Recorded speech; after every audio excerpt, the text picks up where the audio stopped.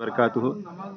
మొదటిగా ఈరోజు బక్రీద్ పండుగ పర్వదిన సందర్భంగా మరి దేశ ప్రజలందరికీ శుభాకాంక్షలు. అదేవిధంగా మానవాళికి అందరికీ కూడా ఈరోజు పర్వదినము శుభాకాంక్షలు తెలుపుకుంటూ ఈరోజు సదాశివపేట పట్టణంలో 2 ఈద్గాలలో మరి ఈ యొక్క నమాజ్ ప్రార్థనలు ముగించుకొని మరి కుల మతాలకు అతీతంగా అందరూ సోదరభావంతో ఈ పండుగలను జరుపుకోవాలని చెప్పి ఈ యొక్క సందేశాన్ని ఇవ్వడం జరుగుతున్నది.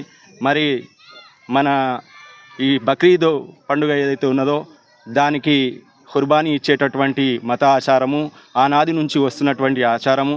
మరి ముస్లిం సోదరులు ఎంతో పవిత్రంగా భావించి ఖుర్బానీ అనే ఈ కార్యక్రమాన్ని నిర్వహిస్తుంటారు.